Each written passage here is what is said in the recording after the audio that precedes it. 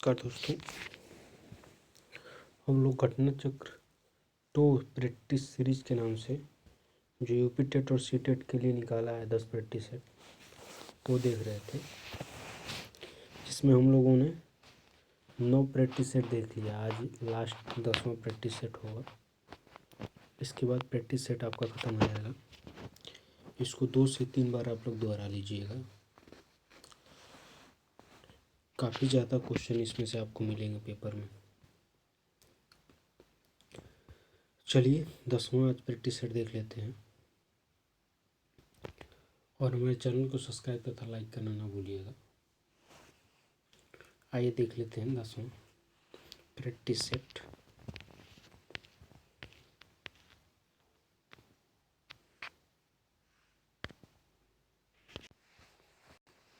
तो question number पहला है कि थर्नडाइक का सिद्धांत निम्नलिखित में से कौन सी श्रेणी में आता है? व्यवहारात्मक सिद्धांत, संज्ञानात्मक सिद्धांत, मानव विश्लेषणात्मक सिद्धांत या फिर इनमें से कोई नहीं। तो किस में आता है? सॉरी, ये तो चलिए यहाँ से 10वां।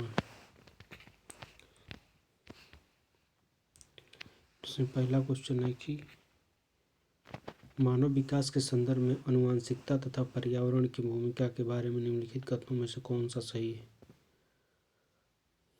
परिवर्तशीय प्रभाव पूर्ण रूप से एक व्यक्ति के विकास को निर्धारित करते हैं, या फिर मानव विकास को न तो आनुवंशिकता और न ही पर्यावरण प्रभावित करते हैं, या फिर आनुवंशिकता एवं पर्यावरण दोनों एक जटिल पारस्परिक क्रिया के रूप में मानव विकास को प्रभावित करते हैं, या फिर डी हो जाएगा व्यक्ति विभिन्नता का एक मात्र कारण आनुवंशिकता है। तो इसमें कौन सा हो जाएगा? ऑप्शन सी सही हो जाएगा। नेक्स्ट है कि एक प्रगतिशील कक्षा में विद्यार्थी के द्वारा निष्क्रिय रूप से ज्ञान प्राप्त किया जाता है। विद्यार्थी के द्वारा ज्ञान को उसी रूप में दोहराया जाता है, या फिर शिक्षक के निर्देशों के अनुसार विद्यार्थी के द्वारा ज्ञान का अनुसरण किया जाता है, या फिर विद्यार्थी के द्वारा ज्ञान की संरचना की जाती है। तो इसमें कौन सा सही हो जाएगा? आपका ऑप्शन डी सही हो जाएगा। नेक्स्ट है कि सतत एवं समग्र मूल्यांकन में क्या शामिल है? तो सतत और समग्र मूल्यांकन में क्या शामिल है? इसमें आपका केवल संकलनात्मक आंकलन, न तो संरचनात्मक न ही संकलनात्मक आकलन, या फिर विधि प्रकार की रणनीतियों का प्रयोग करते हुए दोनों संरचनात्मक एवं संकलनात्मक आकलन का प्रयोग करना, या फिर केवल संरचनात्मक आकलन। तो इसमें कौन सा सही हो जाएगा? आपका ऑप्शन सी सही हो जाएगा। नेक्स्ट है कि वह प्रक्रिया जिसके द्वारा बच्चे आदतों, कौशलों, मूल्यों तथा प्रेरणाओं को विकसित करते हैं और जो उन्हें समाज का जिम्मेदार एवं क्रियाशील सदस्य बनाती है, उसे क्या कहा जाता है? समावेशन, मुख्य धारा से जुड़ना, विभेदीकरण या फिर समाजीकरण। तो उसे क्या कहते हैं? ऑप्शन डी सही हो जाएगा, उसे समाजीकरण कहते हैं। नेक्स्ट है एक समावेशी कक्षा में शिक्षक को क्या करना चाहिए? तो एक समावेशी कक्षा में शिक्षक को क्या करना चाहिए? ऑप्शन डी सही हो जाएगा। यह विश्वास कराना चाहिए कि प्रत्येक बच्चे में अपनी योग्यता एवं शक्ति के अनुसार सीखने की क्षमता है। नेक्स्ट है कि एक विद्यार्थी कक्षा में निम्नलिखित लक्षण प्रदर्शित करता है: पढ़ने के प्रति चिंता, शब्दों या अक्षरों को पहचानने में कठिनाई, निम्न स्तरीय शब्द कौशल, या फिर पहले पढ़े हुए पाठ को समझने या फिर याद करने में कठिनाई।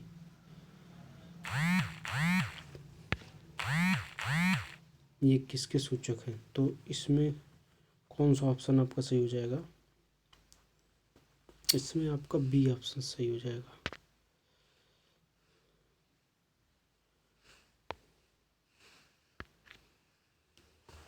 अधिगम आसक्तता वाले विद्यार्थी के लिए ये सब सूचक हैं।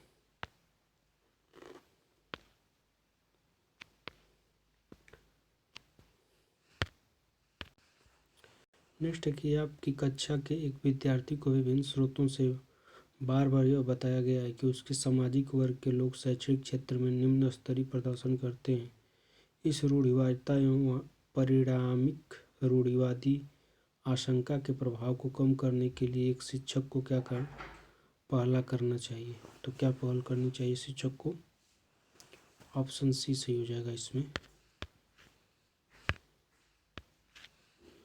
विभिन्न सामाजिक वर्गों के रोल मॉडल से संबंधित कहानियों एवं उदाहरणों की प्रस्तुति देनी चाहिए।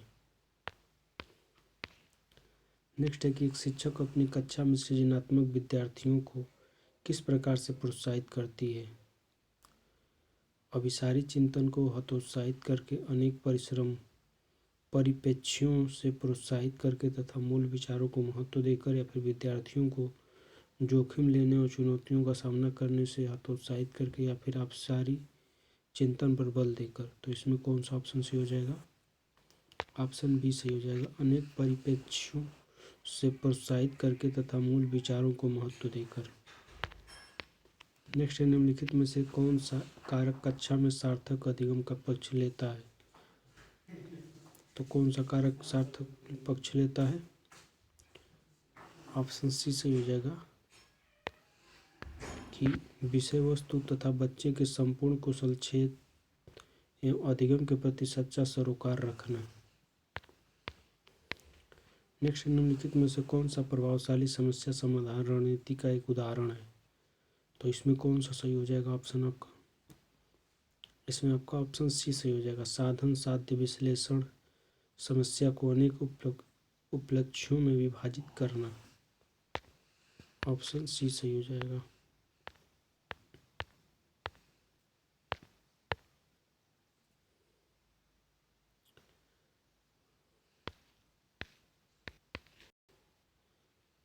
नेक्स्ट है, एक शिक्षिका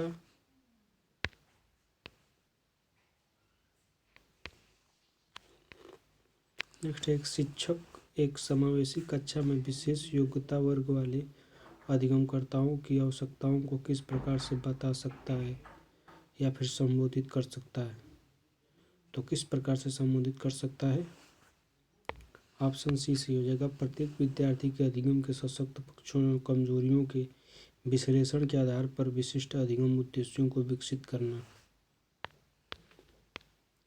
नेक्स्ट है कि शिक्षक कक्षा में पढ़ने में ध्यान न देने वाले बच्चों से किस प्रकार का बर्ताव कर सकते हैं? तो कैसे बर्ताव करते हैं? ऑप्शन बी सही हो जाएगा, उनसे बात करके तथा उनकी अरुचियों का कारण जानने की कोशिश करके। नेक्स्ट है कि संरचनावादी उपागम बताता है कि डैश डैश डैश ज्ञान की संरचना के लिए अत्यंत आवश्यक है। तो क्या आवश्यक है? इसमें आपका ऑप्शन डी सही हो जाएगा, विद्यार्थी का पूर्व ज्ञान। नेक्स्ट है कि बच्चे अनेक घटनाओं के बारे में सहानुभूति सिद्धांत की रचना करते हैं। इस पृष्ठभूमि में एक शिक्षक को क्या करना चाहिए?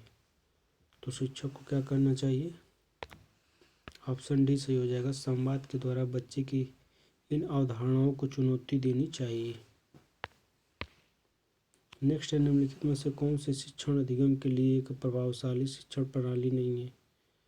तो कौन सी प्रभावशाली शिक्षण प्रणाली नहीं है?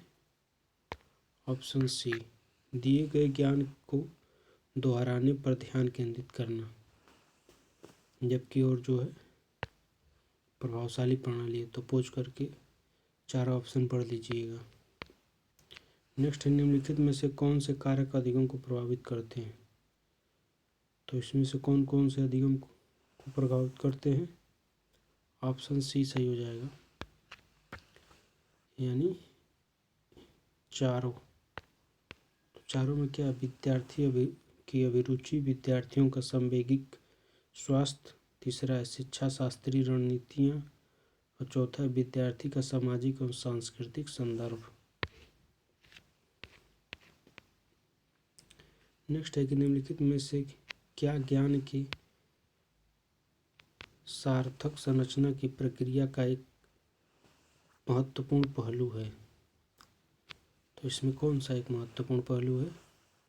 ऑप्शन डी सही हो जाएगा, सामाजिक पारस्परिक क्रियाएं।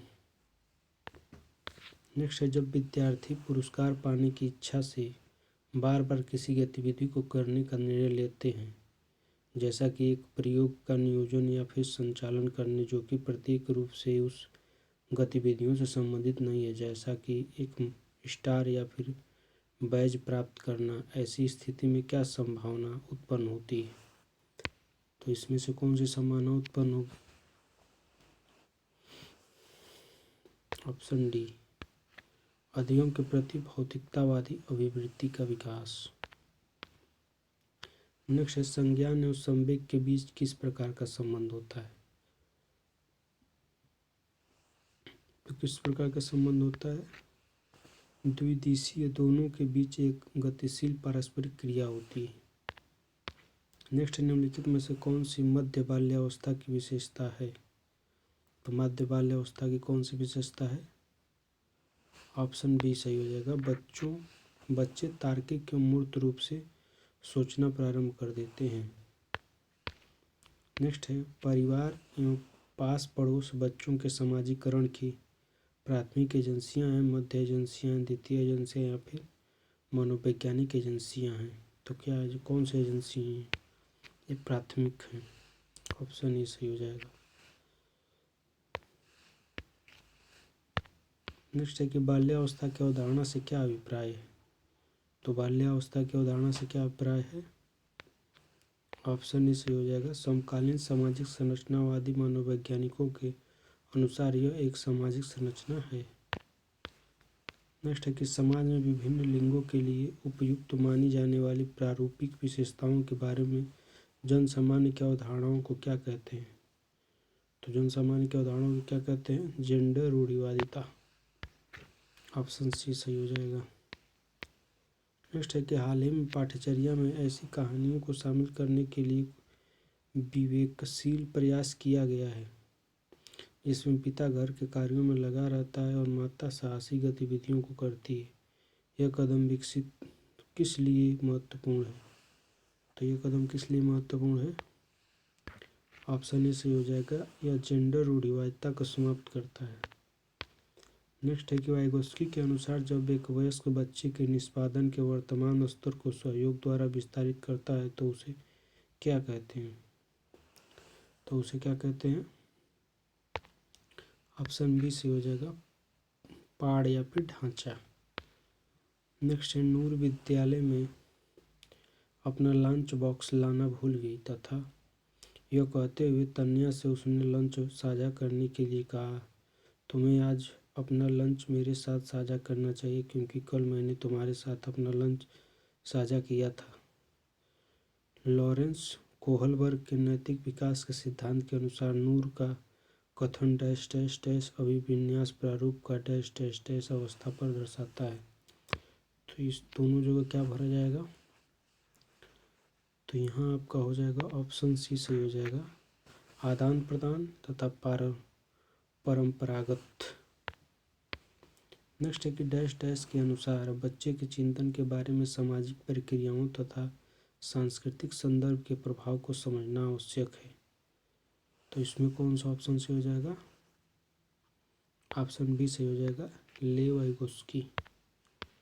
नेक्स्ट है, पियाजे के संज्ञानात्मक विकास के सिद्धांत से निहितार्थ निकालते हुए एक ग्रेड 6 to 8 के शिक्षक को अपनी कक्षा में क्या करना चाहिए?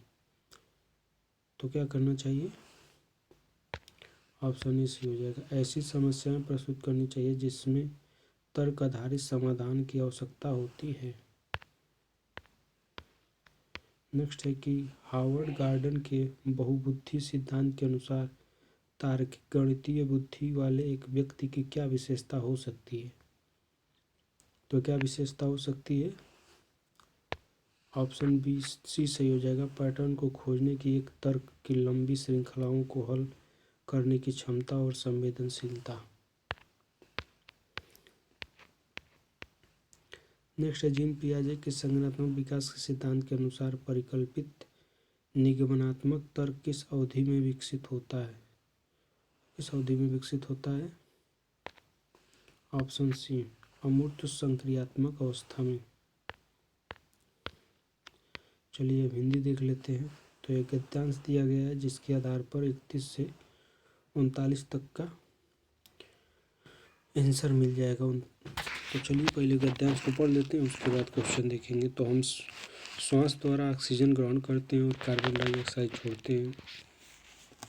ऐसा ही अधिकतर जानवरों, चिड़ियों और रेंगने वाले जंतुओं, कीड़ों मकोड़ों के द्वारा भी किया जाता है। दूसरी ओर सभी प्रकार की वनस्पतियां कार्बन डाइऑक्साइड ग्रहण करती हैं और ऑक्सीजन छोड़ती हैं। यदि हवा में लंबे समय तक ऑक्सीजन और कार्बन डाइऑक्साइड का अनुपात एक जैसा रहे तब उसका अर्थ होगा कि पौधे और प्राणियों का जीवन एक दूसरे के अस्तित्व के मामले में समान स्तर पर आ जाएगा। लेकिन यदि हम कार्बन डाइऑक्साइड का अनुपात वातावरण में बढ़ा दें तब प्रकृति के द्वारा लाखों सालों से बनाकर रखा गया संतुलन बदल जाएगा। वातावरण और वनस्पतियों कार्बन डाइऑक्साइड का लगातार विनिमय करती हैं।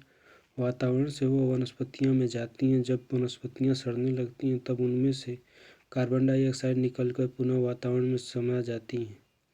वनस्पतियां इस प्रकार कार्बन डाइऑक्साइड वसंत और ग्रीष्म ऋतु में ग्रहण करती हैं और जब वे सर्दियों में नष्ट होने लगती हैं तब उसे छोड़ती हैं। इस प्रकार वातावरण में मौजूद कार्बन डाइऑक्साइड की मात्रा में मौसम फर्क होता है।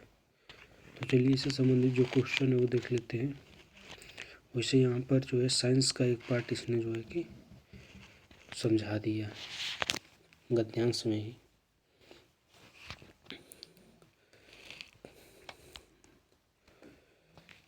तो क्वेश्चन है कि वनस्पतियाँ जब सड़ने लगती हैं तो वातावरण को डैश डैश डैश मिलता है। क्या मिलता है? तो वातावरण को क्या मिलता है? कार्बन डाइऑक्साइड वो मुक्त कर देती हैं जब सड़ने करने लगती हैं तो। नेक्स्ट है कि पौधे और प्राणियों का जीवन एक दूसरे के अस्तित्व के समान आ जाएगा जब हवा में लंबे समय तक क्या रहेगा? तो हवा में लंबे समय तक रहना चाहिए कार्बन डाइऑक्साइड और ऑक्सीजन का अनुपात समान रहेगा, तो ऑप्शन सी सही हो जाएगा।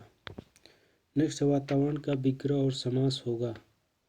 तो वातावरण का विग्रह और समास क्या हो जाएगा? वात का आवरण तत्पुरुष समास हो जाएगा। नेक्स्ट है श्वास और ऑक्सीजन शब्द है। तो श्वास और ऑक्सीजन क्या है? यह तत्सम है और आगत है। नेक्स्ट लंबे समय तक पद व्याकरण की दृष्टि से है। तो ये व्याकरण की दृष्टि से क्या है? क्रिया विशेषण है। ऑप्शन डी सही हो जाएगा। नेक्स्ट है गद्यांश का प्रमुख विषय है। तो गद्यांश का क्या प्रमुख विषय है? ऑक्सीजन और कार्बन डाइऑक्साइड का संतुलन। ऑप्शन ए सही हो जाएगा। नेक्स्ट है कि विनिमय का अर्थ है। तो विनिमय का अर्थ क्या है? ऑप्शन सी लेन देन। नेक्स्ट है हम सांस के साथ ऑक्सीजन छोड़ने और ग्रहण करते हैं, ऑक्सीजन लेते हैं और कार्बन डाइऑक्साइड छोड़ते हैं, कार्बन डाइऑक्साइड लेते हैं और छोड़ते हैं, कार्बन डाइऑक्साइड लेते हैं और ऑक्सीजन छोड़ते हैं। तो हम क्या करते हैं? ऑक्सीजन लेते हैं और कार्बन डाइऑक्साइड छोड़ते हैं। ऑप्शन बी सही हो जाएगा। नेक्स्ट है कि ऑक्सीजन ग्रहण करने में अधिकांश जीवधारी का स्वभाव क्या होता है? तो क्या होता है? ऑप्शन सी सही हो जाएगा, मानव की तरह। नेक्स्ट है पेट पीठ दोनों मिलकर हैं एक, इस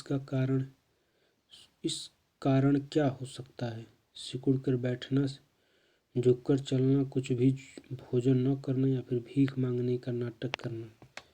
तो क्या हो जाएगा? ऑप्शन सी कुछ भी भोजन न करना।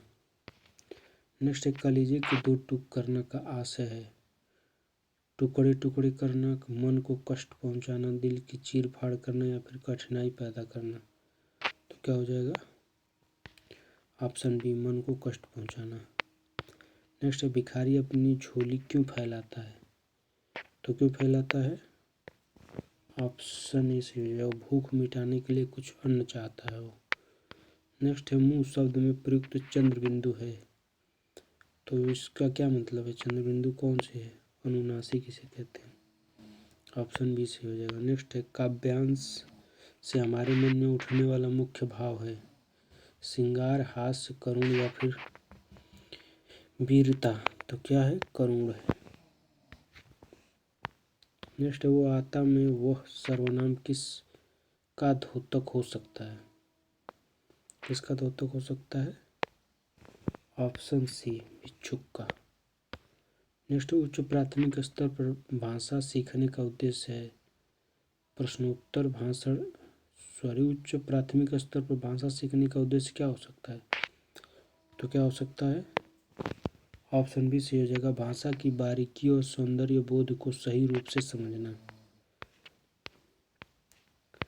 नेक्स्ट है ज्ञान से संबंधित अन्य विषयों की समझ का विकास तथा उससे आनंद उठाने की क्षमता का विकास उच्च प्राथमिक स्तर पर भाषा सीखने का क्या हो सकता है? एकमात्र उद्देश्य, एक महत्वपूर्ण उद्देश्य, या फिर सर्वाधिक महत्वपूर्ण उद्देश्य, या फिर सबसे कम महत्वपूर्ण उद्देश्य। तो इसका कौन सा आंसर सही हो जाएगा? ऑप्शन बी सही हो जाएगा, एक महत्वपूर्ण उद्देश्य। नेक्स्ट है कि पढ़ने का अर्थ है। तो पढ़ने का अर्थ क्या है? पढ़कर समझना। ऑप्शन ए सही हो जाएगा। नेक्स्ट, कविता में कई बार कभी भी का प्रयोग करके बातें रची गई हैं। तो डैश में बिना रुके चलने वाले किसी कार्य का भाव निकल रहा है या नहीं। प्रश्न डैश की ओर संकेत करता है। व्याकरणीय विज्ञान, भाषा की बारीकी, व्याकरण की परिभाषा, या फिर भाषा संरचना। तो किसकी ओर इंगित कर रहा है? ये भाषा की बारीकी की ओर इंगित कर रहा है। ऑप्शन बी से हो जाएगा। नेक्स्ट, उच्च प्राथमिक स्तर पर भाषा सीखने में पाठ्यपुस्तक के अतिरिक्त कौन सी संसाधन सामग्री सर्वाधिक महत्वपूर्ण है? तो कौन सी सामग्री सर्वाधिक महत्वपूर्ण है? ऑप्शन सी से हो जाएगा, आय अनुरूप साहित्य। नेक्स्ट है गणित, विज्ञान आदि विषयों की कक्षाओं में भी बच्चे भाषा सीखते हैं, यह विचार है। तो किसका विचार है? ऑप्शन ए पूर्णतः सत्य है। नेक्स्ट, उच्च प्राथमिक स्तर पर पाठ्य पुस्तक में हिंदी तर भाषा को ही जगह मिलनी चाहिए ताकि बच्चे।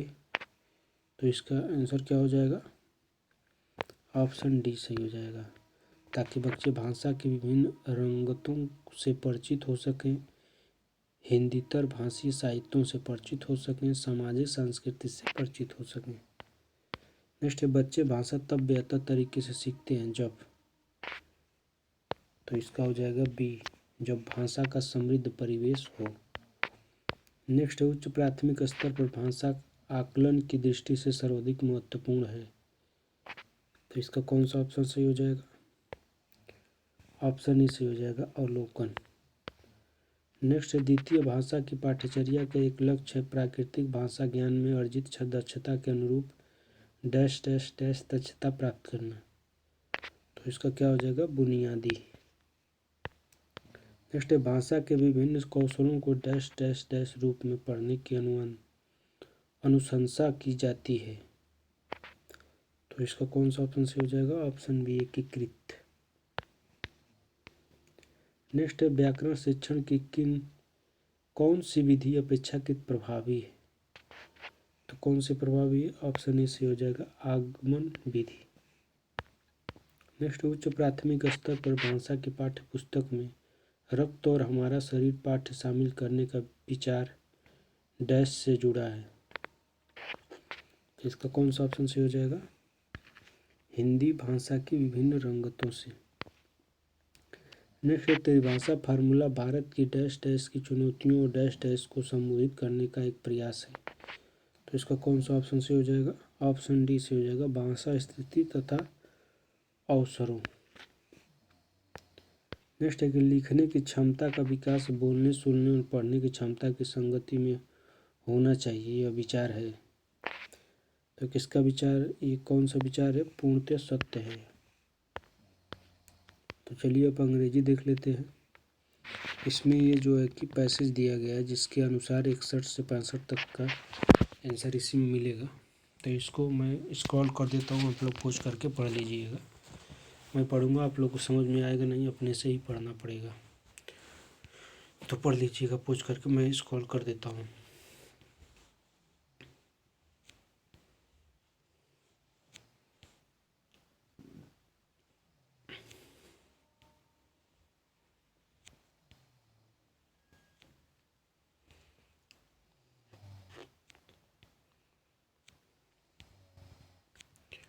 चलिए अब इसका उत्तर देख लेते हैं। तो पहला क्वेश्चन है कि the word congested in the passage means, तो इसका आंसर कौन सा हो जाएगा? ऑप्शन बी सही हो जाएगा।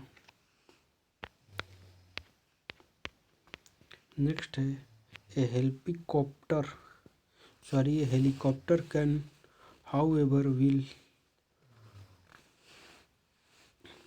however whole an airplane cannot according to the passage however in the passage means,